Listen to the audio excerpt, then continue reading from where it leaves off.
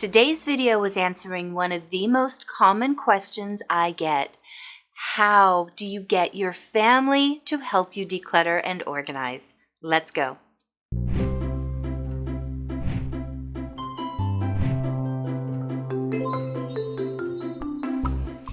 If I had $1 for every time I've been asked, Noreen, how do we get our family to help us with decluttering, organizing, and keeping our house neat? I would be halfway to getting my RV already because it is such a common occurrence. So I want to talk about some of the do's and don'ts when it comes to getting your family on board. Let's get the negatives out of the way by starting with the don'ts. The first one I want to address is don't nag your family. It's so easy to do, to say, how many times have I asked you to?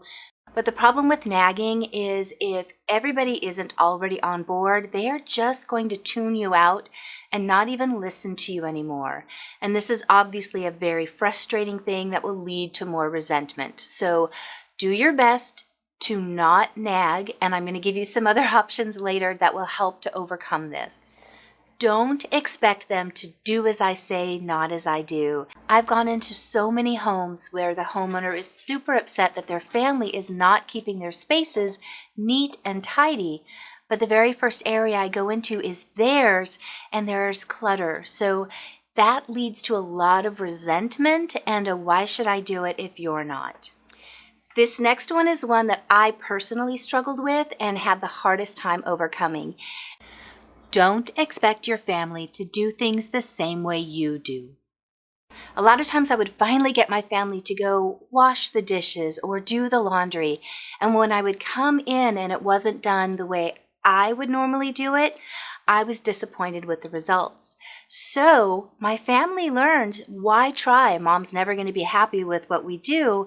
And that was setting up an expectation for failure. Now, before you click off, I promise I've got some tips that will help you to adjust all of these things to make it easier to get your family on board.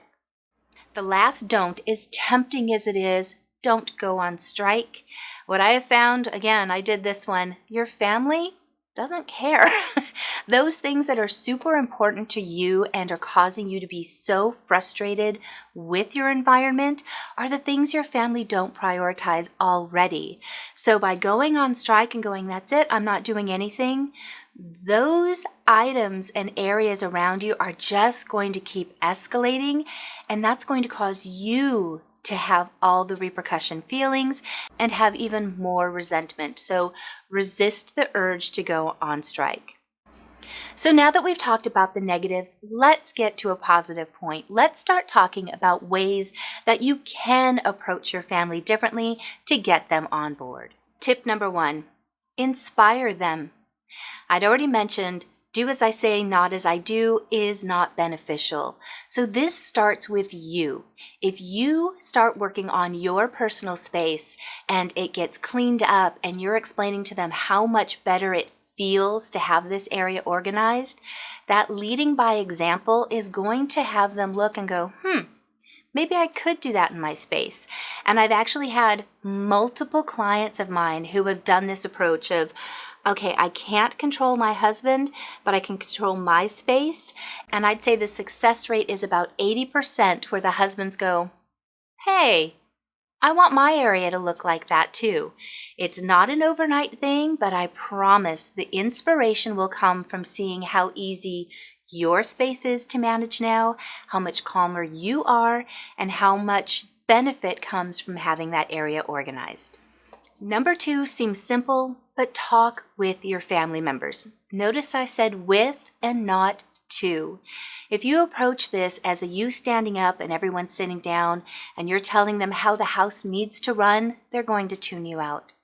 But if you have a sit down, open discussion and talk about how the house feels and what everyone's priorities and needs are, you're going to come to a more level playing field, and you might even learn that for some people, I'll give an example.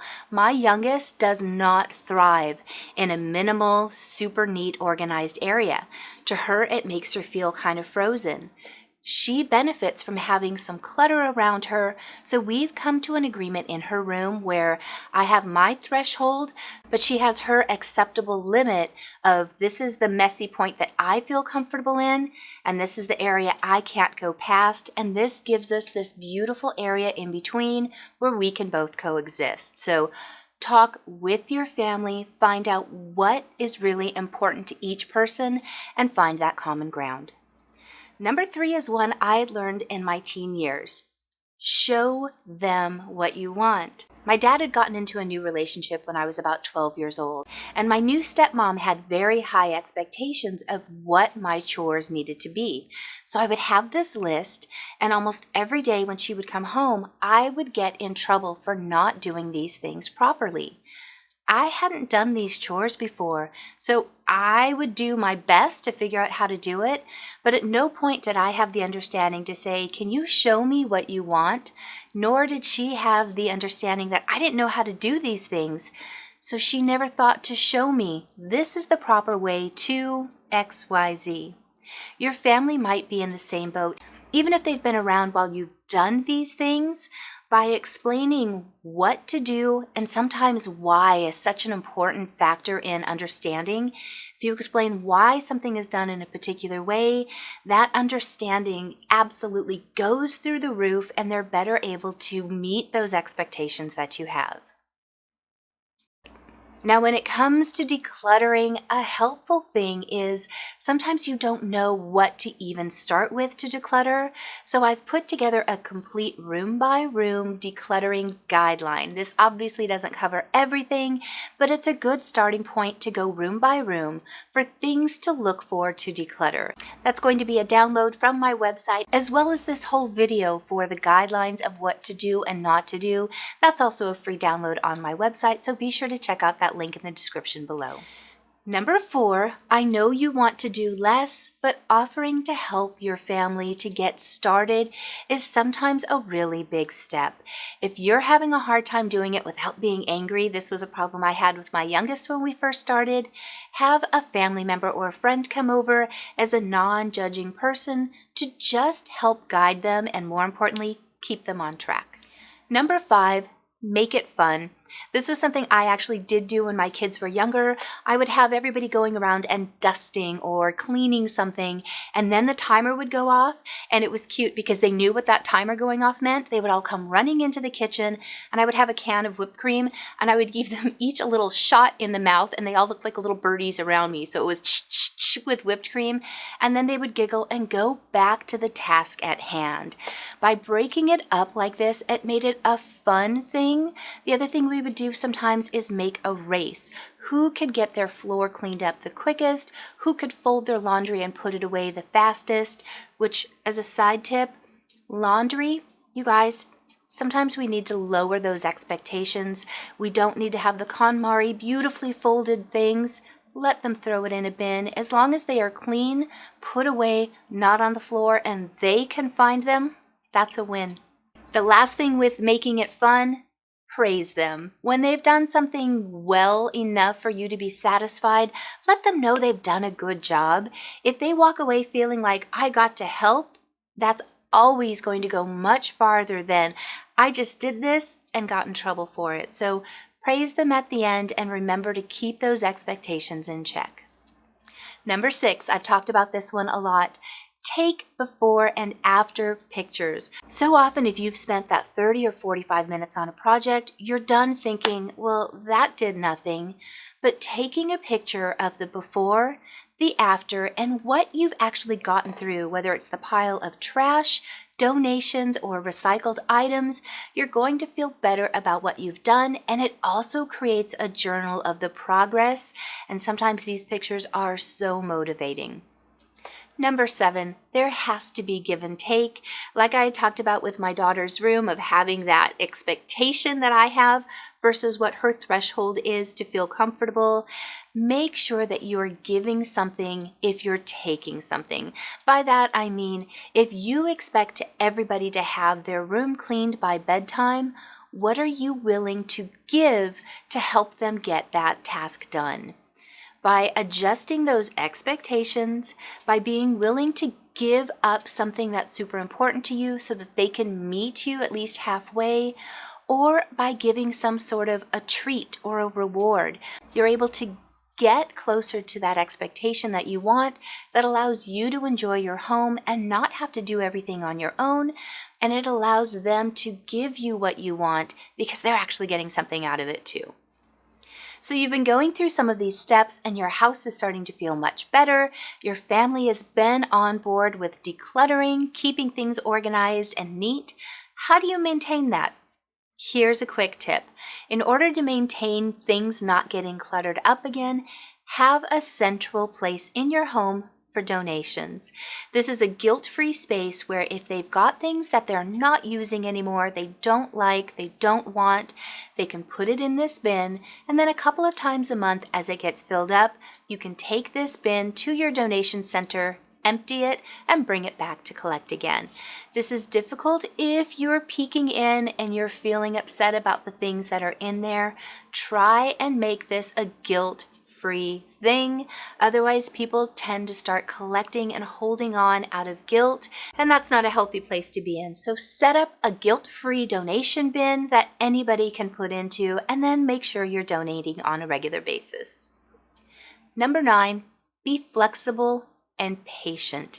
If you're watching this video, chances are you have been trying to find ways to be organized and declutter yourself. So getting your family on board quickly is going to take time.